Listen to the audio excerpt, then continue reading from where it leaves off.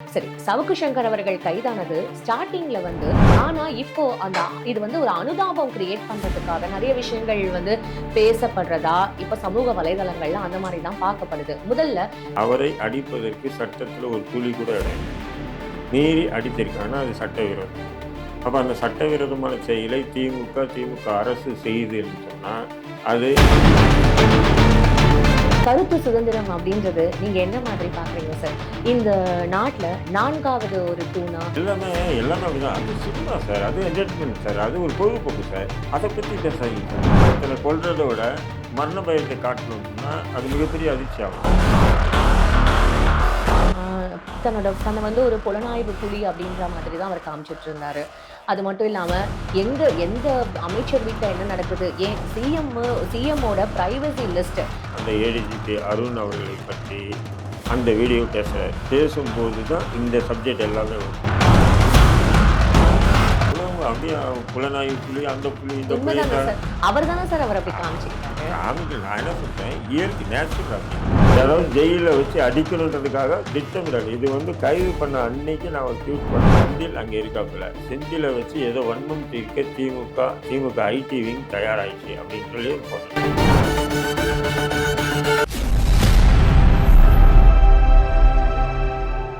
Big bang Tamil PPT.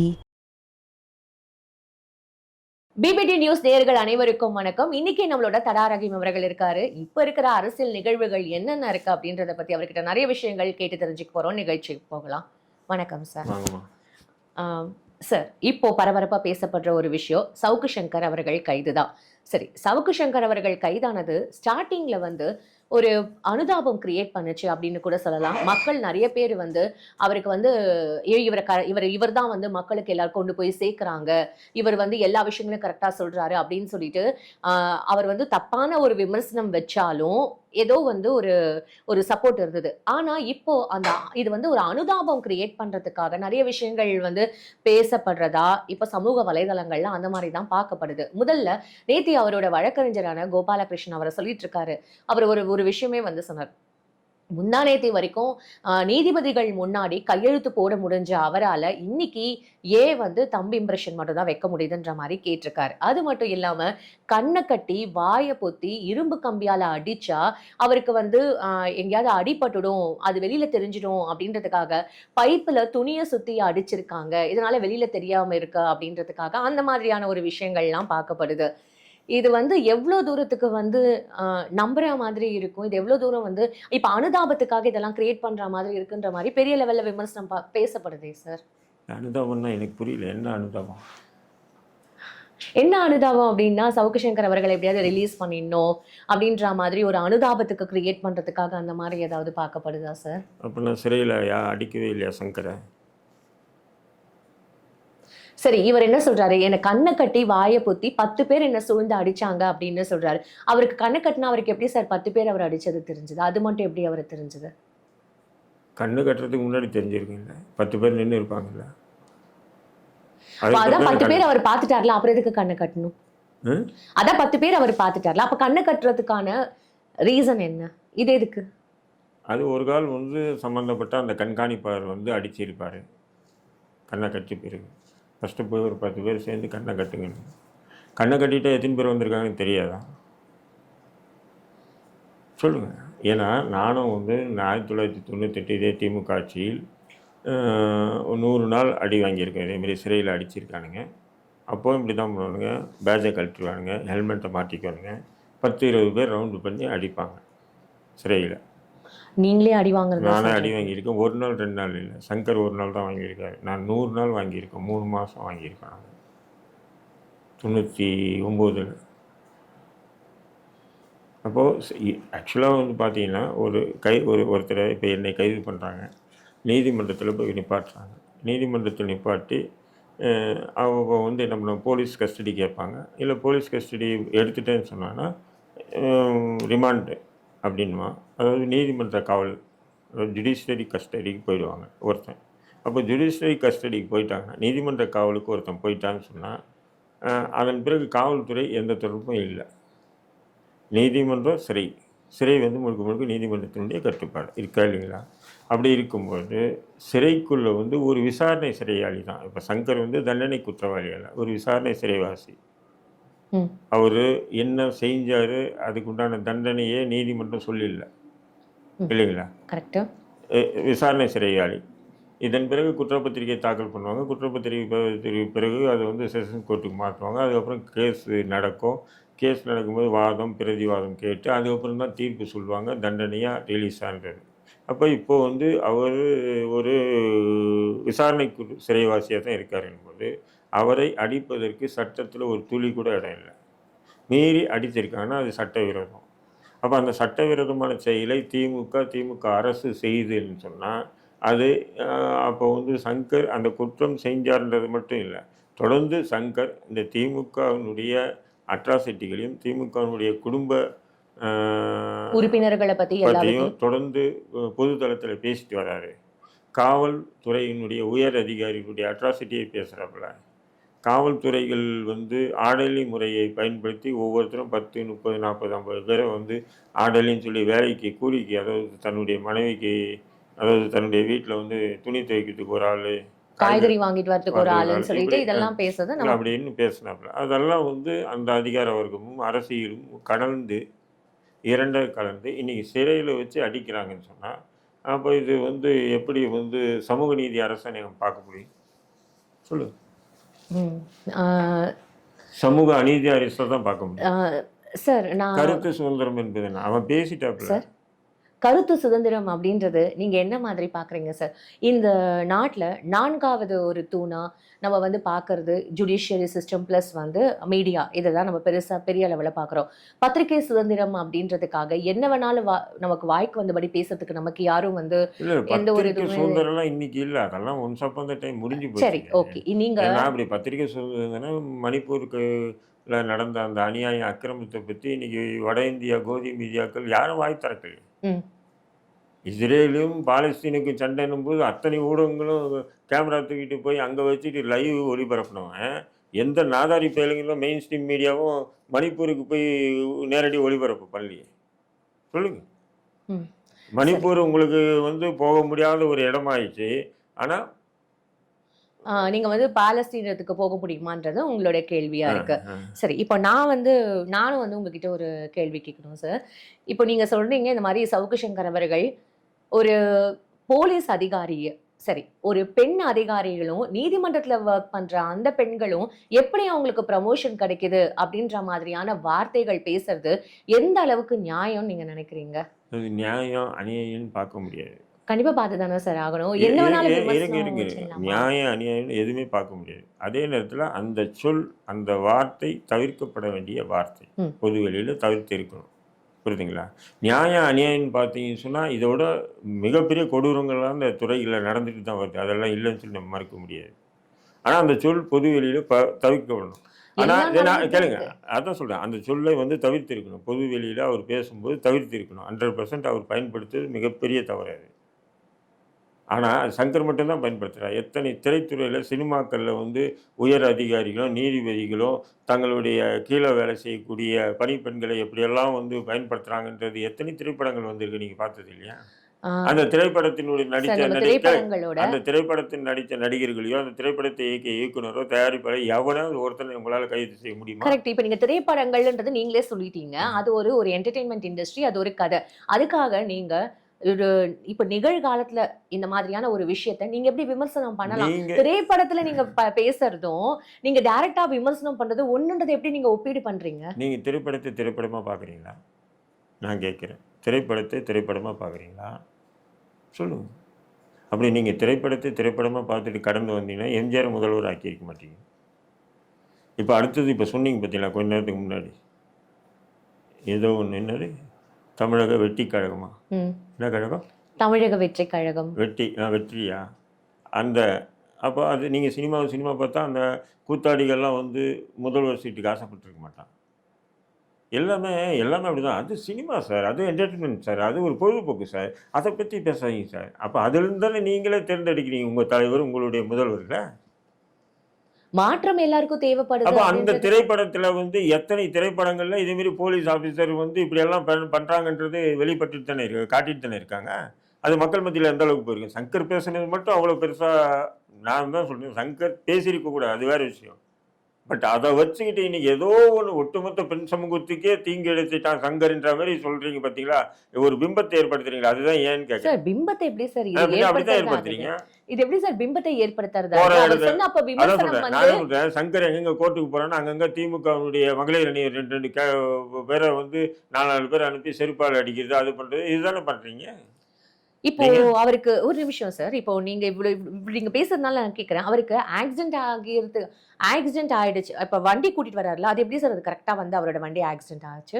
அது நீங்க தான் சொல்லணும். ஓகே சரி. நீங்க ஏன்னு சொன்னா ம். அது வந்து திட்டமிட்ட ஒரு சதி. ஏன்னு அப்படியா? சொன்னா ஒருத்தனை கொல்றதை விட மரண பயத்தை காட்டணும்னு சொன்னா அது மிகப்பெரிய அதிர்ச்சி ஆகும். அப்படி மரண பயத்தை காட்டணும் சங்கர். சங்கருக்கு மட்டும் இல்லை, சங்கரை போன்று இன்னும் இந்த அரசை யார் யார் பொது தளத்தில் விமர்சனம் பண்ணுறாங்களோ அவங்களுக்கெல்லாம் நாங்கள் இப்படி தானே எச்சரிப்போம். இப்போ ஒழுங்காக இருந்துக்குங்க, யாரும் திமுக அரசை பேசக்கூடாது. பேசுனீங்கன்னா பாருங்கள் சங்கருக்கு. ஆ, தன்னை வந்து ஒரு புலனாய்வு புலி அப்படின்ற மாதிரி தான் அவர் காமிச்சிட்டு இருந்தாரு. அது மட்டும் இல்லாம எந்த அமைச்சர் வீட்ல என்ன நடக்குது, ஏன் சிஎம்மோட பிரைவசி லிஸ்ட், அந்த கான்வாய் அதுல கூட யார் கூட டிராவல் பண்றாங்கன்றத முதற்கொண்டும் இவருக்கு தெரியுது. அது மட்டும் இல்லாம எனக்கு டெல்லியில சோர்ஸ் இருக்கு, நான் அங்க பேச எல்லாமே பண்ணிக்கிறேன் அப்படின்ற அளவுக்கு இவர் பேசுற இவரே தான் அரெஸ்ட் ஆக போறாரு, இல்ல இவருக்கு கீழே இருக்கிறவங்க அரெஸ்ட் ஆக போறாங்கன்றது சோர்ஸ் எப்படி வராம இருந்திருக்கும்? நான் கேட்குறேன், சங்கருக்கு ஒரு வாரத்துக்கு முன்னாடி தான் கைது செய்யப்பட போகிறோன்னு தெரியும். அதனால தான் வந்து முதல்ல வந்து அந்த கார்த்திக் என்ற பையன், அப்புறம் வேல்முருகன் என்ற பையன், அப்புறம் லியோ என்ற பையன், இவங்களெல்லாம் வந்து ரவுண்ட் பண்ணி தூக்குறாங்க, அரெஸ்ட் பண்ணியிருக்காங்கன்றதும் தெரியும். சவுக்கு மீடியாவை முடக்கிறதுக்கு உண்டான திட்டம் போட்டாங்கன்றது சங்கருக்கு தெரியும். அதனுடைய எதிரொலி தான் கடைசியாக அந்த ஏடிஜிபி அருண் அவர்களை பற்றி அந்த வீடியோ பேசுகிறார். பேசும்போது தான் இந்த சப்ஜெக்ட் எல்லாமே வருது. நல்லா புரிஞ்சுக்கணும் ஒன்று. இன்னொன்று வந்து இப்போ வந்து நான் வந்து ஒரு அதிகாரிக்கு ஃபோன் பண்ணுறேன், சார் என்ன சார் ஆச்சு, அவங்க அந்த விஷயம் பாய் அவங்க அரெஸ்ட் பண்ணுற வாய்ப்பு இருக்குது பாயின்னுவோம். அதே இது எனக்கு சார் எனக்கு என்ன சார் ஆச்சு, அது என்ன அரெஸ்ட் பண்ணுவாங்களா சார், உங்களெல்லாம் பண்ண மாட்டான்னு தான் சொல்லுவோம். சோர்ஸ் என்பது அடுத்தவனுக்காக நான் வாங்கலாம். காவல்துறையாக இருக்கட்டும், நீதித்துறையாக இருக்கட்டும், எல்லாத்துக்குமே. இது நிறைய பேர் இந்த கேள்வி வைக்கிறாங்க. உலகம் அப்படியே புலனாய்வு புலி, அந்த புலி, இந்த புலி அவர் தானே சார் அவர் அப்படி காமிச்சுக்கிட்டாரு. காமிக்கல. நான் என்ன சொல்றேன், இயற்கை நேச்சுரல் அப்படிதான். நான் வந்து விசாரிச்சேன்னா, அடுத்தவங்களை பற்றி நான் விசாரிச்சேன்னா எனக்கு தகவல் சொல்லுவாங்க. என்னையை பற்றி நான் கேட்டேன்னா அப்படியெல்லாம் எதுவும் இல்லை, போய் யாரோ சுற்றி விட்றாங்கன்னுவான். என்னை கைது பண்ணணுன்னு காவல்துறை திட்டம் பண்ணிட்டேன்னா என்னை கைது பண்ணுறதுக்கு 10 நிமிஷத்துக்கு முன்னாடி நம்ம பேசிக்கூட, சார் இப்படி ஒரு தகவல் கேட்டேன் சார், என்ன சார் உண்மையா சார்னா, சே யார் சொன்னா, நீங்கள் வேற எவனா சுற்றி விடுவோம், சும்மா இருங்க அப்படின்னு தான் சொல்லுவோம். உண்மையே சொல்ல மாட்டான் எனக்குன்னும் போது. அதே நேரத்தில் நான் அடுத்தவங்களை பற்றி கேட்கும்போது தகவல்கள் வரும். அந்த அடிப்படையில் தான் சங்கர் பேசுகிறப்ப ஏற்கனவே போலீஸ் டிபார்ட்மெண்ட்டில் ஒரு கிளரிக்கல் ஒர்க்கில் இருந்தவர் வெளியே வெளியே வந்து மீடியாவில் வந்து இறங்கி செயல்படுறாங்க போது நிறைய அதிகாரிகளுடைய கான்டாக்ட் சங்கருக்கு இருக்குது. சோர்சஸ் உண்மையாகவே இருக்கு தான் பேசுகிறாப்புல. நான் என்ன சொல்கிறேன், அதாவது தஞ்சாவூரில் எங்கேயோ மதுவில் வந்து மது குடித்த ஒரு 4-5 பேர் இறந்துட்டாங்க. ஆமாம். அப்போ என்னாச்சு, மதுவில் குடித்தவொடனே இறந்துட்டாங்க அப்படி தான் வந்தது பேப்பரில். இவர் தான் சங்கர் தான் சொல்கிறார், சைனைடு கலந்து இது பண்ணியிருக்காங்க இல்லையா. இப்போ எப்படி தெரியும், இருக்கக்கூடிய காவல் உயர் அதிகாரிகள் நல்லா தெரியும். அதை மூடி மறைக்க பார்த்தாங்க. சைனைடுன்னா வழக்கு ஒரு மாதிரியாக போகும், அரசு கெட்ட பேர் வரும் அப்படி வந்து. அப்போ அந்த தகவல் இவருக்கு வருது, இவர் பொது வெளியில் பேசுகிறார். அதுக்கப்புறம் தான் சிபிசிடிக்கு மாற்றினாங்க அந்த வழக்கு. இப்போ சவுக்கு சங்கர் அவர்களுக்கு யார் வந்து சோர்சஸ் கொடுக்குறான்றப்ப அந்த அதிகாரிகளும் தானே சார் மாட்டணும்.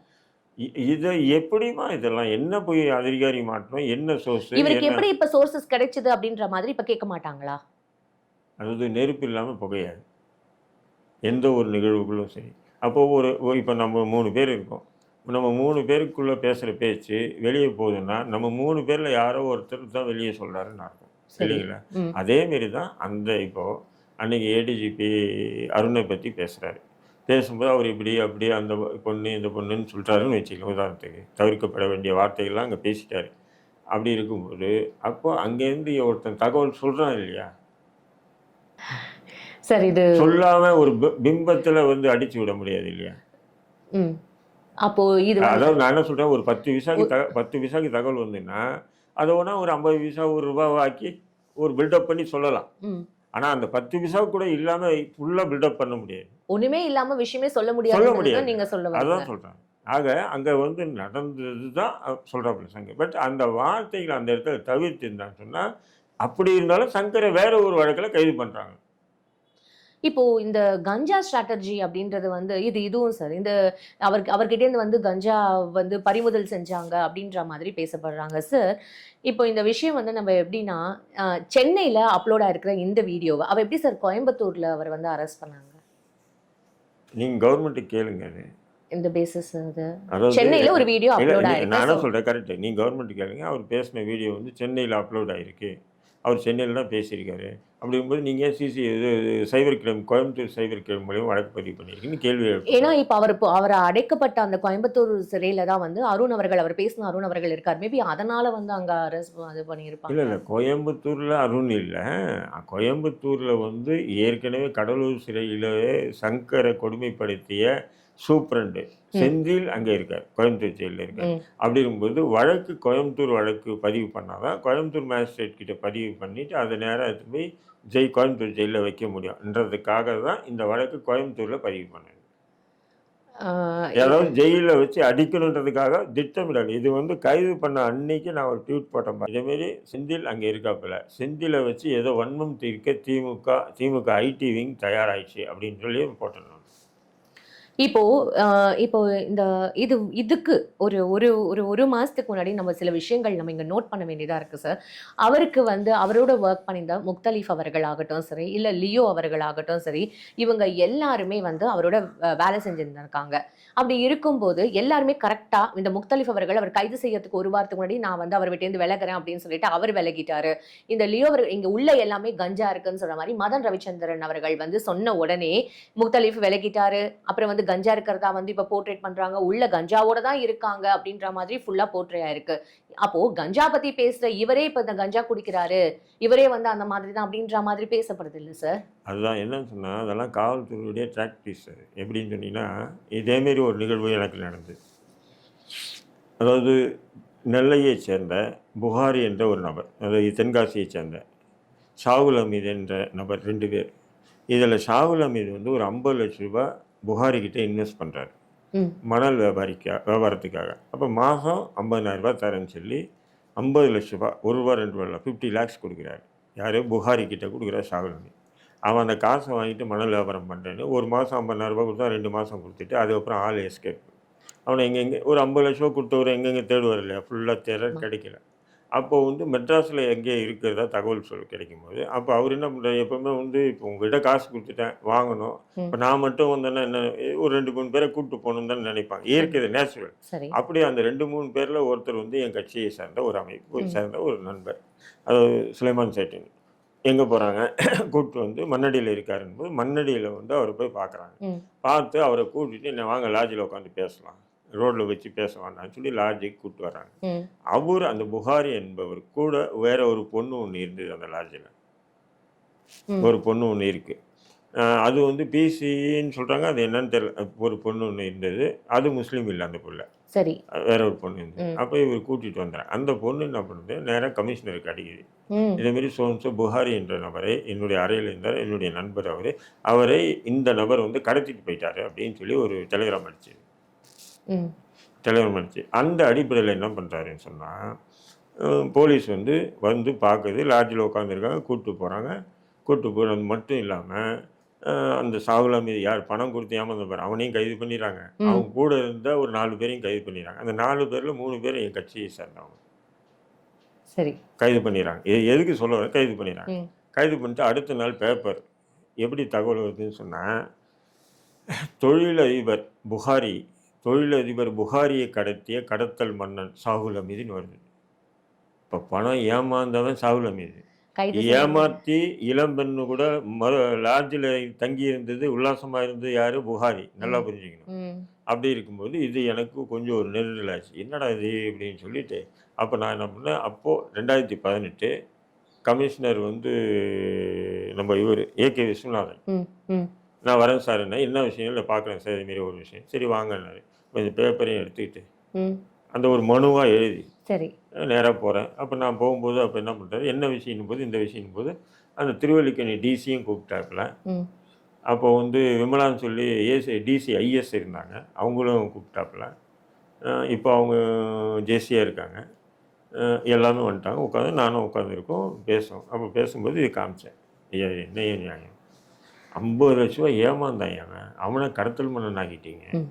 இளம்பெண் அதாவது ஏமாற்றி அந்த பணத்தில் இளம்பெண்ணோட உல்லாசமாக இருந்த புகாரி அவனை வந்து தொழிலதிபதி ஆக்கிட்டீங்களே, இதுதான் காவல்துறையுடைய நீதியான்னு கேட்டேன். இது நான் பேசுனது என்ன தப்பாக இருக்கா? இல்ல சார். மனசாட்சியின் அடிப்படையில் சொன்னா இல்ல. நீங்க சொல்ற அடிப்படையில நான் கேட்கும்போது எனக்கு இது தப்பா தவறே இல்ல இல்லை. சார். அது வந்து அன்றைய கமிஷனர் ஏகே விஸ்வநாதனுக்கு மிகப்பெரிய மன வருத்தத்தை ஏற்படும். எங்கிட்டே இப்படி பேசுகிறாப்பிலையே ரஹீம், ம். எடுத்தெறிஞ்சு இப்படி பேசுகிறாப்பிலையே அப்படின்னு அவருக்கு ஒரு இதுவாகிட்டான்.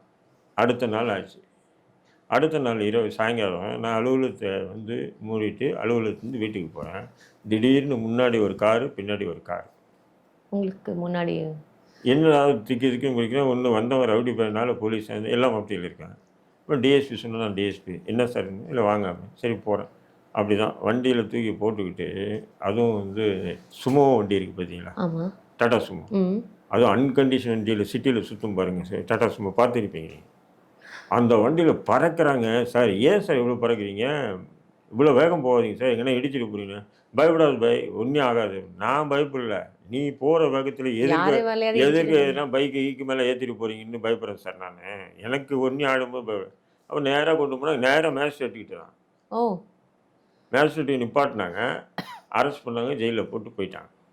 அடுத்த நாள் பேப்பரை பார்க்குறேன், நான் ஜெயிலில் போய் தொழிலதிபர், நான் எந்த விஷயத்துக்காக வாதாடணும், தொழிலதிபர் புகாரியை கடத்திய வழக்கில் தடா ரஹீம், இந்திய தேசிய கட்சி தலைவர் தடா ரஹீம் குண்டர் சட்டத்தில் அடைப்பு.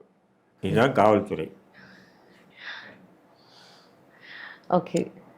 உங்களோட பொன்னான நேரத்துக்கு ரொம்ப நன்றி சார். நன்றி.